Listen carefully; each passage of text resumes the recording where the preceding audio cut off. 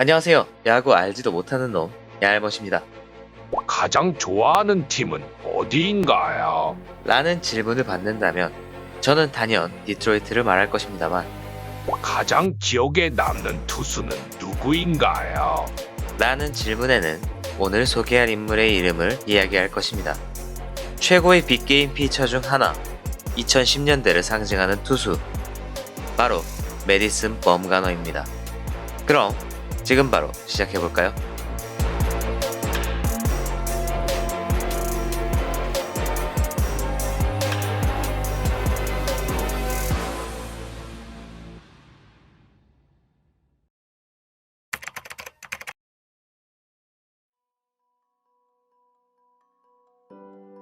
노스캐롤라이나 주에 위치한 마을 히코리.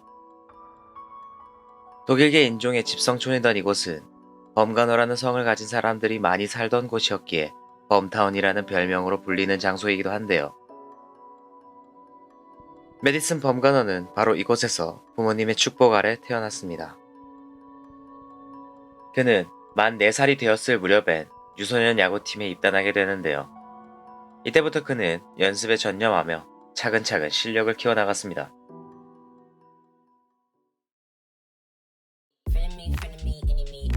시간이 지나 노스캐롤라이나주 허스슨에 있는 사우스콜드의 고등학교에 입학한 범가너. 그는 학교 야구팀과 아메리칸 레기온 베이스볼의 두 리그를 모두 소화하며 실력을 쌓아나갔습니다. 주니어 시절 그는 84이닝 0.9의 방어율, 123진을 잡아내며 12승 2패 기록으로 2위 선수상을 차지하였고 다음 시즌에서는 주 챔피언십에서 우승을 차지했습니다. 이러한 결과를 거둔 그는 플레이오프 MVP와 함께 노스캐롤라이나 게토레이 올해의 선수로 선정되며 범상치 않음을 과시했습니다.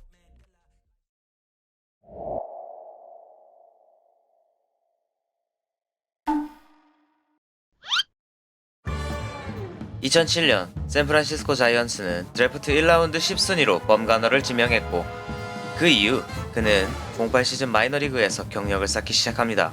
아니, 저 새끼 야구 지읒같이 하네. 그는 마이너리그 첫 해부터 리그를 평정하다시피 했는데요. 그가 속해 있던 사우스 애틀랜틱 리그에서 투수 트리플 크라운까지 달성해 메이저리그로서의 자질을 여지없이 보여주었습니다. 다음 해인 2009년에도 여전히 마이너리그에서 본의 아니게 양악을 하고 있던 범가너. 당시 그의 나이는 만 20세에 불과했지만 그의 뛰어난 성적을 눈여겨본 스카우트에 의해 샌프란시스코의 홈구장인 오라클 구장에서 샌디에이고 파드리스를 상대로 첫 메이저리그 데뷔전을 갖게 됩니다. 그리고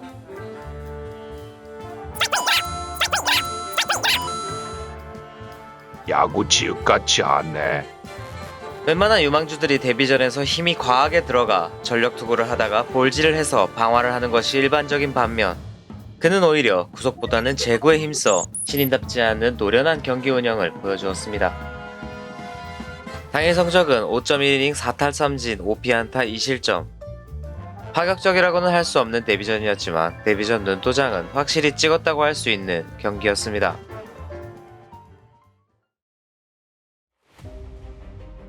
(2010) 시즌을 맞이한 범가너. 그는 구단의 조치하에 하락해 있던 구속을 끌어올리기 위해 트리플 A팀으로 옵션되었고 가끔 임시 선발로 등판하긴 했지만 시즌 전반기엔 팀 내 주전은 아니었습니다. 그렇게 마이너에서 구속을 다시 끌어올린 후 후반기부터 제대로 등판하기 시작한 범가너는 자신의 기량을 마음껏 뽐내기 시작했습니다.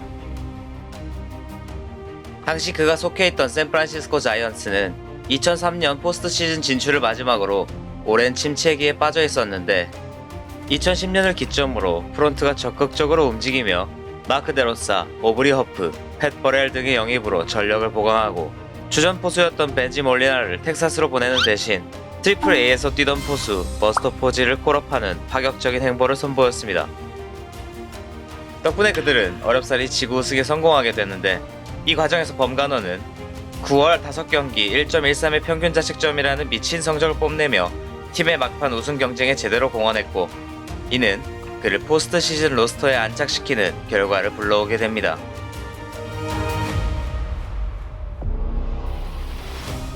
당시 샌프란시스코는 내셔널 디비전 시리즈에서 와일드카드 자격으로 올라온 애틀란타를 마주했고 애틀란타를 3대1로 제압, 내셔널 챔피언 시리즈에 진출합니다. 게다가 내셔널 챔피언 시리즈에선 당시 2년 연속으로 내셔널 챔피언으로 군림했던 필라델피아 필릭스까지 시리즈 스코어 4대2로 격파하며 그들은 월드 시리즈에 발을 들입니다.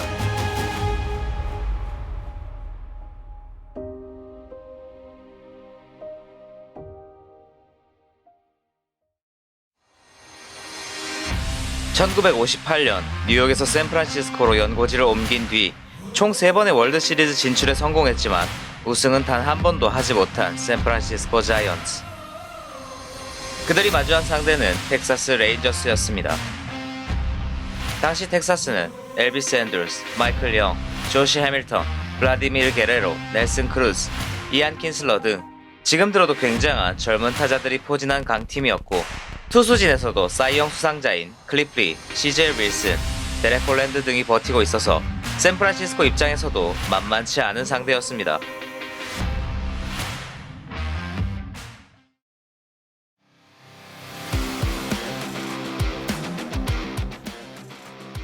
샌프란시스코의 홈에서 열린 1차전과 2차전에선 선발 투수로 린스컴과 맷 케인이 등판해 승리를 거두었고 시리즈 스코어는 2대0, 샌프란시스코가 리드하는 상황. 하지만 3, 4차전은 텍사스의 홈구장에서 치러지는 경기였기에 샌프란시스코 선수단은 긴장감을 늦추지 못한 채 텍사스로 향했습니다. 3차전에선 3회 말에 선발 콜비 루이스가 무너지며 그대로 분위기를 내주었고 결국 4대2로 경기를 내주게 됩니다. 굉장히 중요한 승부처가 된 4차전. 그리고 이런 중요한 상황에서 샌프란시스코는 범가노에게 4차전의 선발을 맡깁니다. 팬들, 선수들 모두가 걱정하는 불확실한 미래. 범가노는 그들의 걱정 반, 기대 반에 수많은 관심을 등에 업고 마운드에 섰습니다. 그리고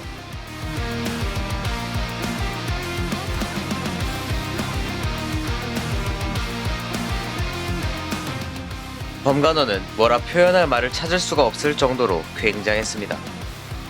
그의 엄청난 각도로 들어오는 패스트볼과 슬라이더에 텍사스 타선은 맥을 추지 못했고 그는 강력한 텍사스 타선을 무려 8이닝 동안 무실점으로 완벽하게 틀어막으며 3개의 피안타와 2개의 볼넷만을 허용한 채 3대0으로 승리를 가져왔습니다. 특히 득점거리와 불리는 2루에 텍사스 타자가 위치한 것은 8이닝 동안 단 한 번. 21살밖에 되지 않은 루키가 세계 최고들만이 모인다는 월드 시리즈에서 완벽에 가까운 피칭을 보여준 것입니다.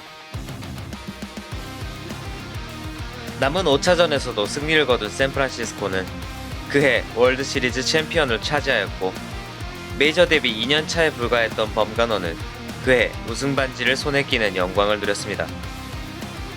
그리고 이것은 샌프란시스코의 차기 에이스로서 성장할 범가노의 쇼케이스나 다름없었습니다.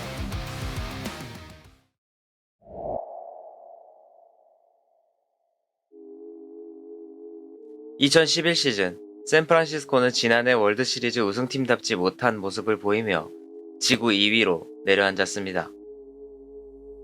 선발 로테이션에 자리매김한 범가너는 준수한 성적을 거두긴 했지만 13승 13패라는 다소 평범한 승률로 시즌을 마감, 다음 시즌을 기약하게 되었습니다.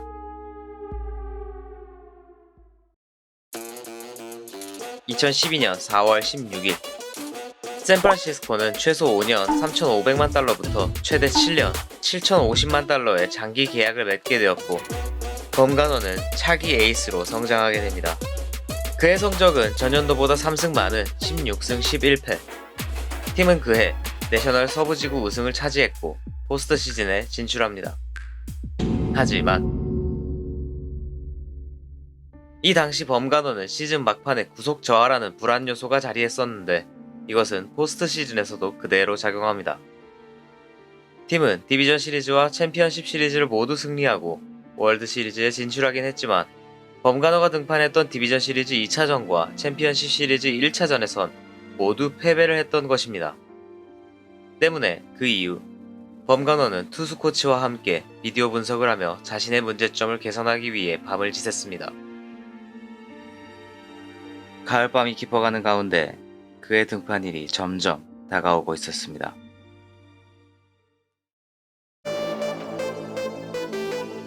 2012년 10월 25일 샌프란시스코 홈구장에서 열린 디트로이트 타이거즈와의 월드 시리즈 2차전. 경기의 선발은 다시금 마음을 다진 매디슨 범가너. 그렇게 그의 두 번째 월드 시리즈가 시작되었습니다. 밤새 비디오를 보며 자신의 문제점에 대한 해결책을 찾은 범가너의 투구 앞에 디트로이트 타선은 맥을 추지 못했습니다. 우타자 가슴팍으로 꽂혀 들어오는 크로스파이어와 적절한 수비의 도움까지 있었기 때문에 그는 7이닝 무실점 8삼진이라는 좋은 성적을 거둔 채 월드 시리즈 두 번째 승리를 맛볼 수가 있었습니다. 2차전의 승리 뒤로 팀은 남은 경기들도 모두 승리, 월드 시리즈 수입이라는 엄청난 결과를 얻은 채 2년 만에 다시 월드 시리즈 우승을 품에 안게 되고 범가너는 2012년 생애 두 번째 월드 시리즈 우승 반지를 얻게 됩니다. 이때 그의 나이는 불과 만 23세. 샌프란시스코의 신성, 매드범이 탄생하는 순간이었습니다.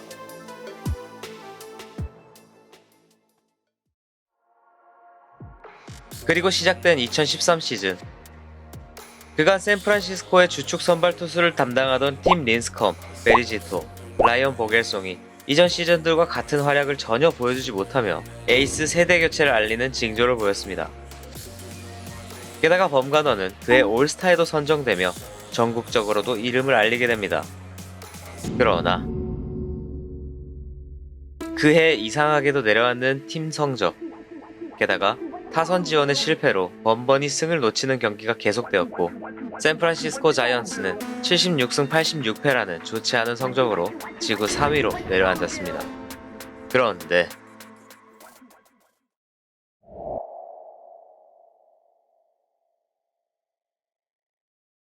We gotta go earn that.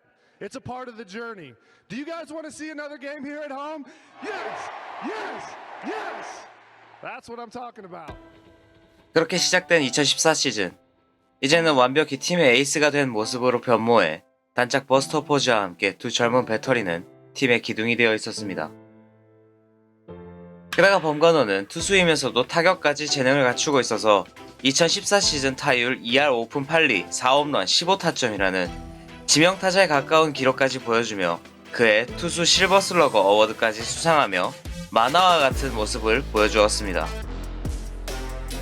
그의 팀은 내셔널 서부 지구 2위로 지구 우승은 아쉽게도 놓쳤으나 그들에겐 와일드카드 결정전이 남아있었습니다. 상대는 피츠버그 파이레츠.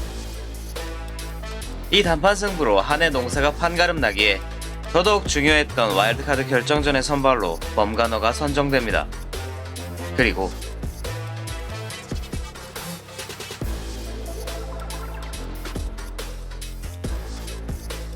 (10월 1일) 치러진 이 경기에서 그는 9이닝 무실점 완봉승을 이루어내며 팀에게 와일드카드의 기회를 가져옵니다. 하마터면 포스트 시즌 탈락 위기에 직면한 팀을 구해낸 그는 상대방의 에이스를 꺾는 에이스 오브 에이스로서의 위엄을 뽐내며 와일드카드로 진출한 포스트 시즌 경기에서도 가공할 만한 위력을 뽐내었습니다.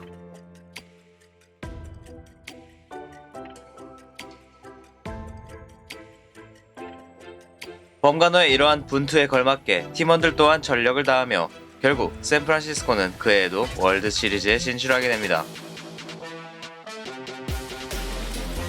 2014년 샌프란시스코의 월드 시리즈 상대는 캔자스시티. 당시 소총부대로 유명했던 캔자스시티는 살바도르 페레즈, 에릭 코스머, 마이크 무스타커스, 알렉스 고드, 로렌조 케인 등 일명 가성비 좋은 타자들로 선수단을 꾸려가며 빅볼과 스몰볼이 적절히 섞인 밸런스 좋은 강팀을 만들어내었고 선발들도 좋은 투수들이었지만 웨이드 데이비스, 켈빈 에레라, 그렉 홀랜드로 이어지는 이른바 악마 불펜으로 탄탄한 스쿼드를 이루어 2014년을 대표하는 강팀 중에 하나였습니다. 그렇게 시작된 샌프란시스코와 캔자스시티의 1차전. 당시 캔자스시티의 스몰볼 혁명은 굉장한 임팩트를 보여주고 있었기에 대부분의 메이저리그 팬들은 접전을 예상하고 있었습니다. 그러나 샌프란시스코의 타자들은 7점이라는 강력한 타선 지원으로 에이스의 어깨를 조금 가볍게 해주었고 덕분에 힘입은 범가너는 7이닝 3피안타 1볼넷 1실점이라는 좋은 성적으로 월드 시리즈 첫 경기에서 승리를 거둡니다. 그러나 캔자스시티의 반격 또한 만만치 않았습니다. 때문에 시리즈는 5차전까지 2승 2패를 주고받으며 긴장감 넘치게 흘러갔고 드디어 5차전에선 샌프란시스코의 에이스 범가노가 등판합니다. 범가노는 이날 그야말로 완벽한 경기를 보여주었습니다. 최종 성적은 9이닝 4피안타 무실점 완봉승. 심지어 9이닝까지 볼넷은 단 하나도 내주지 않는 무결점 피칭을 보여주는 경기. 덕분에 샌프란시스코는 시리즈 스코어 3대2로 앞서가게 됩니다. 샌프란시스코 입장에서 천금 같은 승리이긴 했지만 이 경기에서 범가노는 무려 117구를 투구해 남은 6, 7차전 경기 출장은 어려울 것으로 예상이 되었습니다. 남은 투수진으로만 캔자스시티를 상대해야 하는 상황. 그리고 뒤이어지는 6차전에서 선발 제이크 피비가 2회 말에 무너지며 불펜 또한 줄줄이 피안타, 한 이닝에 7실점을 하는 대참사가 일어났고 결국 6차전은 일찌감치 승부가 결정되고 말았습니다. 시리즈 스코어는 또다시 타이. 대망의 월드 시리즈 마지막 7차전만이 남아있었습니다. 월드 시리즈 7차전. 샌프란시스코의 선발은 팀 허드슨, 캔자스시티는 제레미 거스리가 마운드에 올랐습니다. 2회 초 샌프란시스코는 2득점으로 달아났지만 이미 39살의 노장이었던 팀 허드슨이 캔자스시티의 젊은 타자들을 막기엔 너무 역부족이었던 것인지 2회 말에 동점을 내주며 마운드를 내려오게 됩니다. 또다시 경기는 불펜 싸움. 다행히 4회 초에 제레미 거스리가 1사 1삼루의 위기를 맞이하여 캔자스시티 쪽도 켈빈 에레라가 조기 등판한 가운데 팀 동료 마이클 모스가 켈빈 에레라에게서 1타점 적시타를 뽑아내고 스코어는 3대2. 불안한 리드가 계속되고 있는 가운데 경기는 5회에 접어듭니다. 이대로라면 캔자스시티의 악마들과 계속해서 불펜 싸움을 하게 될 것이고 그렇게 되면 승산이 줄어들게 되는 샌프란시스코.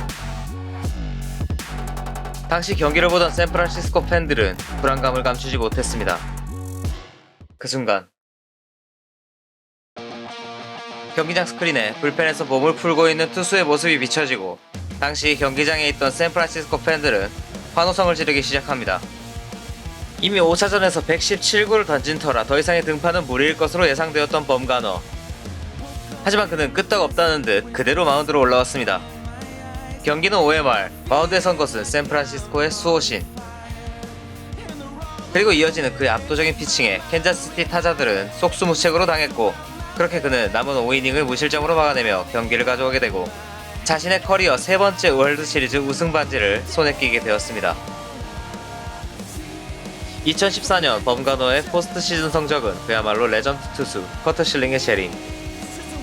이 엄청난 성적으로 그는 월드시리즈 MVP까지 수상하는 영광을 얻게 되었으며 레전드로 손꼽히는 커트 실링, 존 스몰츠에 버금가는 불멸의 빅게임 피처로서 메이저리그 역사에 이름을 남기게 됩니다.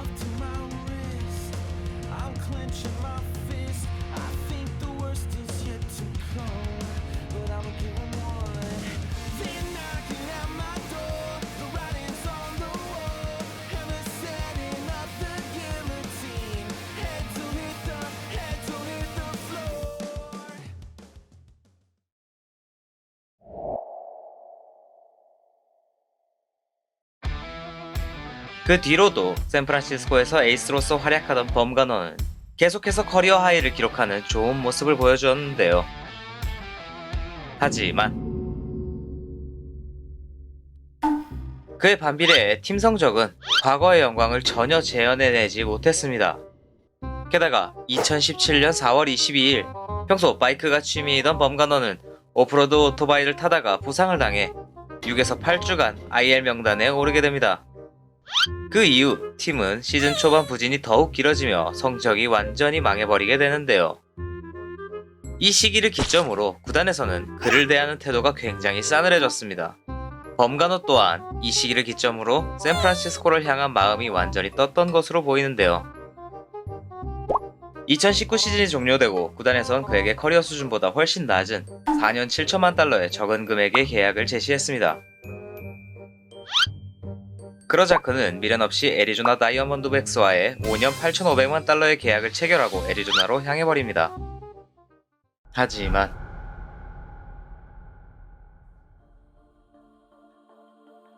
범간호는 애리조나로 이적을 한 뒤부턴 부진을 면치 못합니다.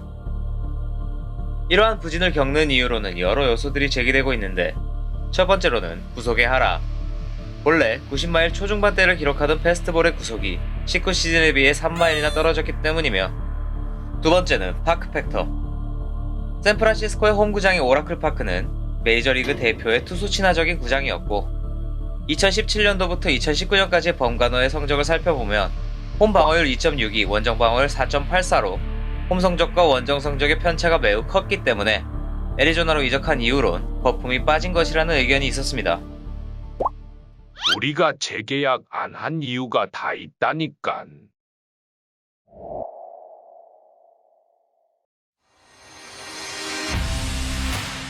야구 팬들 사이에선 애리조나에 온 이후로 범간호는 이미 배팅볼 투수 수준이 되어버렸다는 이야기도 돌고 있습니다. 그의 팬으로선 상당히 마음 아픈 이야기가 아닐 수 없는데요. 올해 그의 나이는 만 32세. 야구 선수로서 나이가 많다고는 할 수 없지만 적다고도 말할 수 없는 나이입니다. 20대에 그가 보여준 임팩트와 TV를 통해 전해지던 피칭의 박력은 아직도 기억 속에 남아 팬들에게는 언젠가는 다시 부활할 것이다 라는 기대를 품게 합니다.